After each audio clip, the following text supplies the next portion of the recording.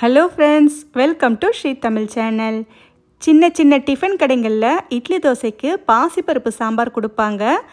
அதுவும் தோசைக்கு தட்டு நிறைய சாம்பாரோடு சேர்த்து தருவாங்க. சாப்பிட அவ்வளோ நல்லாயிருக்கும். இன்றைக்கி நாம் அந்த டிஃபன் கடை சாம்பார் எப்படி பண்ணலான்னு வாங்க பார்க்கலாம். முதல்ல ஒரு குக்கரில் அரைக்கப் அளவுக்கு பாசிப்பருப்பு எடுத்துக்கங்க. இப்போ இந்த பருப்பை 2-3 தடவை நல்லா கழுவிட்டு கொஞ்சமாக தண்ணி சேர்த்து ஒரு 10 நிமிஷம் ஊற விடுங்க. அடுத்து இதில் ஒரு 10-12 சின்ன வெங்காயம் சேர்த்துக்கங்க. சின்ன வெங்காயம் இதுக்கு ரொம்பவே நல்லாயிருக்கும். ஒருவேளை சின்ன வெங்காயம் இல்லைன்னா ஒரு பெரிய வெங்காயத்தை நீல வாக்கில் நறுக்கி சேர்த்துக்கங்க. 2 பெரிய தக்காளியை நறுக்கி சேர்த்துக்கங்க. தக்காளி மட்டும்தான் இதுக்கு புளிப்பு, அதனால் அதுக்கு ஏற்ற மாதிரி சேர்த்துக்கங்க. 2 சின்னப்பல் பூண்டு சேர்த்துக்கங்க. ஒரு 3 பச்சை மிளகாயை நறுக்கி சேர்த்துக்கங்க. கூடவே கொஞ்சமாக பெருங்காயத்தூள் சேர்த்துக்கலாம். ஒரு சின்ன கேரட்டை இந்த மாதிரி வட்ட வட்டமாக நறுக்கி சேர்த்துக்கங்க. கேரட் ஆப்ஷன் தான், இருந்தால் சேர்த்துக்கங்க, இல்லைன்னா கண்டிப்பாக ஸ்கிப் பண்ணிக்கலாம். அடுத்து இதில் ஒரு அரை கப் அளவுக்கு பரங்கிக்காயை நறுக்கி சேர்த்துக்கங்க.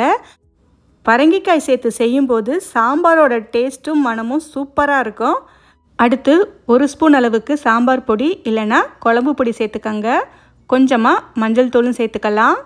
இப்போ இது எல்லாத்தையும் சேர்த்து ஒரு முறை நல்லா கலந்து விட்டுக்கங்க. வாசனைக்காக கொஞ்சமாக கருவேப்பிலை, கொஞ்சமாக கொத்தமல்லி இலை, ரெண்டுமே பருப்பை வேக வைக்கும் போதே சேர்த்துக்கங்க. கூடவே 1 கப் அளவுக்கு தண்ணி சேர்த்துக்கலாம். 1 ஸ்பூன் அளவுக்கு நல்லெண்ணெய் இல்லைன்னா விளக்கெண்ணெய் சேர்த்துக்கங்க. அடுத்து குக்கரை மூடி போட்டு மீடியம் ஃப்ளேமில் ஒரு 3-4 விசில் வேக வச்சு எடுத்துக்கங்க. குக்கர்லேருந்து ஸ்டீம் இறங்கினதுக்கப்புறம் திறந்து பார்த்திங்கன்னா உங்களுக்கு நல்லா பருப்பு வெந்து வந்திருக்கும். இப்போ இதை லேசாக கரண்டி இல்லைன்னா மற்ற வச்சு கடைஞ்சி விட்டுக்கங்க. மசிக்கும்போது கேரட்டை ரொம்ப மசிச்சிடாமல் பார்த்துக்கங்க. பருப்பும் ரொம்ப மைய மசிக்காமல் லேசாக 1-2 தெரிகிற மாதிரி மசிச்சு விட்டுக்கங்க. இப்போ பார்த்திங்கன்னா பருப்பு ஓரளவுக்கு மசிஞ்சு வந்துடுச்சு. இப்போ இதில் தேவையான அளவு தண்ணி சேர்த்துக்கலாம். தண்ணி சேர்க்கும்போது கொஞ்சம் சுடு தண்ணியாக சேர்த்துக்கங்க. அந்த மாதிரி சேர்க்கும்போது உங்களுக்கு பருப்போட டேஸ்ட்டு மாறாமல் இருக்கும். இது பாசிப்பருப்பு சாம்பார் அப்படின்றதுனால இது இன்னும் கூட கொஞ்சம் கெட்டியாகும். அதனால் உங்கள் விருப்பத்துக்கு ஏற்ற மாதிரி தண்ணி சேர்த்துக்கங்க. தண்ணி சேர்த்து நல்லா கலந்து விட்டுக்கங்க. அடுத்து இதில் தேவையான அளவு உப்பு சேர்த்துக்கலாம்.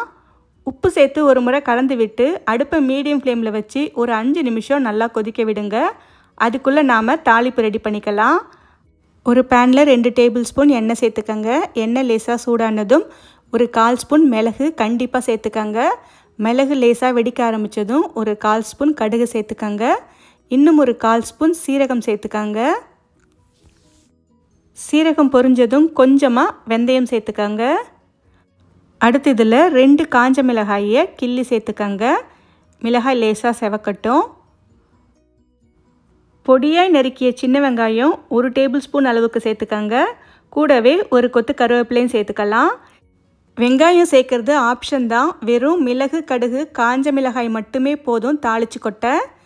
மிளகு மட்டும் கண்டிப்பாக சேர்த்துக்கங்க, அதோட ஃப்ளேவர் ரொம்பவே நல்லாயிருக்கும். இப்போ பார்த்தீங்கன்னா இது லேசாக வதங்கி வந்துடுச்சு. இப்போ வதங்கி இந்த தாளிப்பை அப்படியே சாம்பாரில் சேர்த்துடலாம்.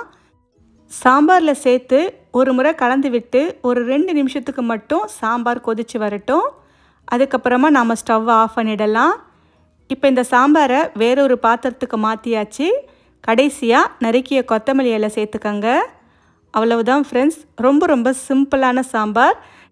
அதிக நேரம் எடுக்காமல் சட்டுன்னு இந்த சாம்பார் செஞ்சிடலாம். டேஸ்ட்டு பார்த்திங்கன்னா தோசைக்கு அவ்வளவு சூப்பராக இருக்கும்.